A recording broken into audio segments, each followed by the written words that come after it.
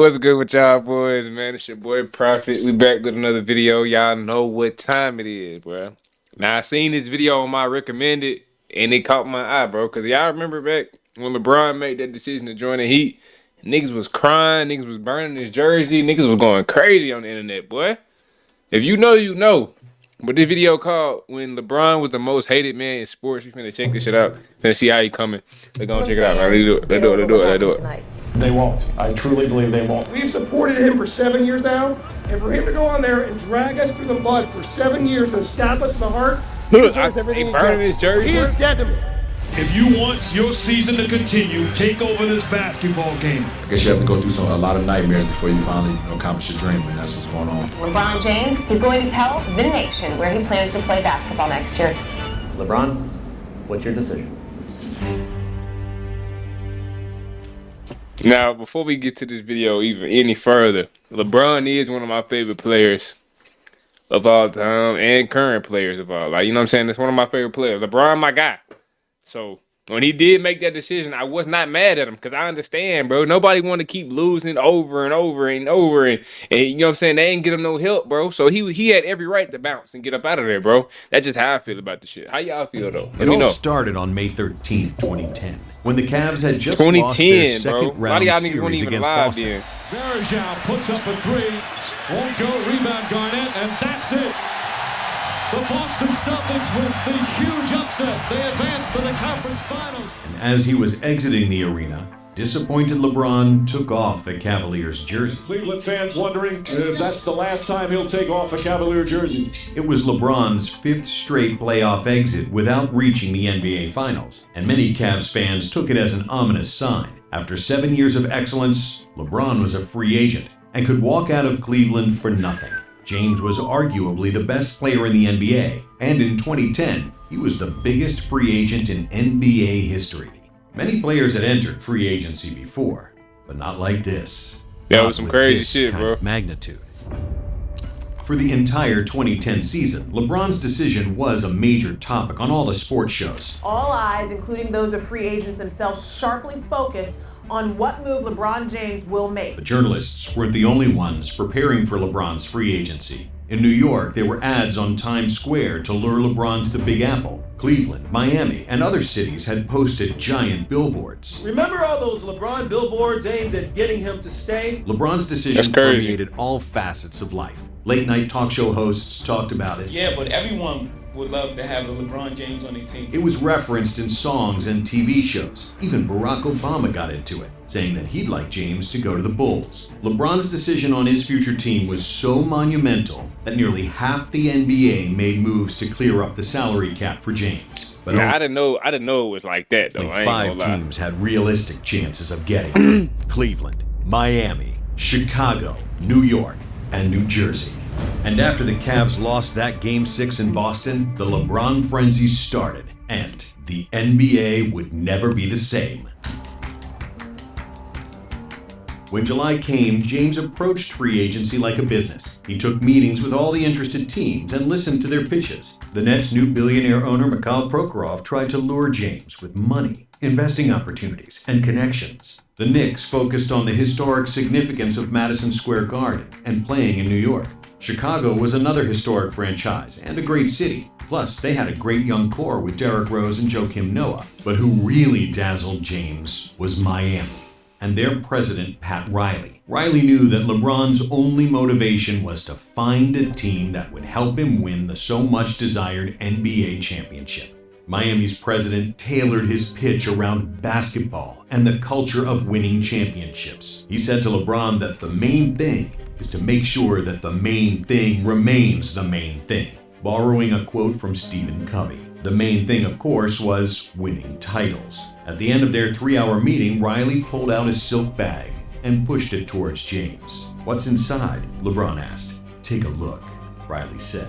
Inside of the bag were 7 NBA championship rings that Riley won as a player and a coach. Pat was a slick old fox that operated like a mob boss, and his tactic worked. LeBron was indeed dazzled, realizing, damn, hold on, I didn't know LeBron was missing. LeBron missing a side too? And his tactic worked. LeBron was Damn, I ain't know LeBron was missing a side tooth like that. Look at that bitch. That bitch gone like a motherfucker. indeed dazzled, realizing that Miami was the smartest choice for him to win. The Heat were also the only team with enough cap space to absorb 3 max contracts, which was huge. Ever since he played with Dwayne Wade and Chris Bosh in the 2008 Olympics, LeBron and his 2 All-Star friends wondered what it would be like to play together. On July 4th, after he was done with the Heat meeting, LeBron got on a 3-way call with Bosh and Wade. The trio discussed not only if they should play together, but also where. New York was quickly dropped because neither of them liked the Knicks owner James Dolan. Chicago lost traction because they couldn't clear enough cap space to sign all 3 of them. Their best and seemingly only option was Miami. "Are you in, LeBron?" Wade asked. "I'm in," LeBron answered. "I'm in too," Bosh said. The Heat felt they had everything in place to sign their new Big 3. But on July 6th, the first feelings of doubt started to creep in, and it was because of LeBron. In James's mind, he knew that Miami was the best fit, but his heart was still in Cleveland. On top of everything, LeBron stopped responding to any calls or text messages, not even to his best buddy Dwayne Wade. Complete radio silence. And then came the big news. LeBron and his camp informed the NBA and the whole world that they would announce their decision on ESPN on July 8th. It would be an hour-long program. Bro, I remember this shit, though. I ain't gonna lie. Like, niggas was, like, clearing out their whole schedule. I'm talking about canceling plans and all type of shit just to watch this decision, by bro. James and his This was business a big partner, deal, Maverick bro. Carter. This was an unprecedented move. As never before did a major network change its usual programming to fit the wishes of one athlete. Swear to and give them God. one whole hour of airtime. They also never allowed a couple of 20-something-year-olds with 0 TV experience to produce a show. Jim Gray, who was not ESPN's choice to host the decision, was also a non-negotiable for LeBron and Carter. So the network had to yield and basically give all the control to James. David Stern, the NBA commissioner at the time, was livid with ESPN, and he hated the idea that all the power was now in James's hands. Some of the people in the media, Them boys hate to see a black man winning, boy. I swear to God. people around LeBron also didn't like the idea of the decision to be televised. But nothing could be done anymore. Maverick and LeBron wanted to control the narrative and call their own shots. The location of the show was set in Greenwich, Connecticut, in the building of the Boys and Girls Club, and all the profit of the show would go to the Boys and Girls Club Foundation. On July 7th, one day before LeBron's decision, Dwayne Wade and Chris Bosh signed with Miami. They initially felt like LeBron joining them was a done deal, but when July 8th rolled around, they weren't certain anymore. In fact, nobody outside of a few people in James's circle knew his thought process, and even James himself didn't know until the last day, as he kept deciding between Cleveland and Miami. And then, on July 8th, the madness began. Hundreds of people were camping outside of the Boys and Girls Club with signs. Different fake reports came out that LeBron had already decided and that he's going to the Knicks. Even Kanye showed up as he wanted to see LeBron's decision live. But when the dust settled, LeBron sat next to Jim Gray and the show started. LeBron was visibly nervous, and we had never seen him so uncomfortable. Finally, about half an hour into the show, Gray asked the question everyone was waiting for. LeBron, what's your decision? In this fall, man, this is very tough.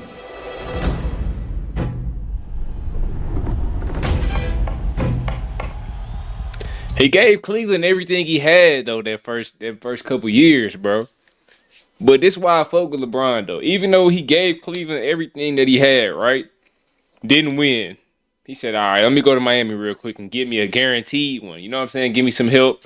Let me go and win when I come back and get y'all niggas in a minute. He came back. That's why I fuck with LeBron, bro, because a lot of niggas, they just go win that ring. They might fuck around and retire. They might not, you know what I'm saying? They might not even come back and fuck with their hometown. LeBron came back, won one with y'all niggas, and made it right, bro. What more can you ask for? You feel me? What more can you ask for, bro? In this fall, I'm going to take my talents to South Beach and join the Miami Heat. This is the worst thing that could ever happen to Cleveland. I hope that LeBron doesn't win a championship in Miami. LeBron felt what they just did was a fiasco. But nonetheless, on a private plane ride to Miami, he, Maverick Carter, and Rich Paul didn't utter a single word. I know they was in Miami, boy. Damn.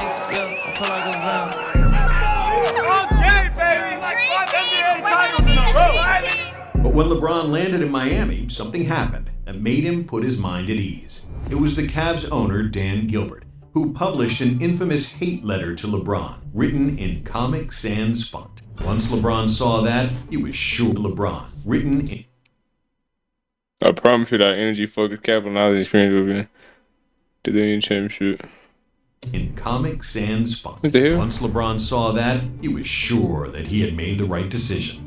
However, it would take less than 24 hours before LeBron produced another PR fiasco and solidified himself as the biggest villain in sports. During the Heat's introductory press conference with James, Wade, and Bosh, LeBron should have said that they were going to play hard and hope to win a championship. Instead, he arrogantly claimed the now infamous line. Not 4, not 5, not 6. I remember that shit. Not 7. After that, he and the entire Heat team had a target on their backs. Nobody in the NBA liked their free agency cahoots to link up. And what they said in that press conference made everything that much worse. When the 2010-2011 season finally started, everybody wanted to beat the Heat. And every team was putting their best effort against the cocky super team.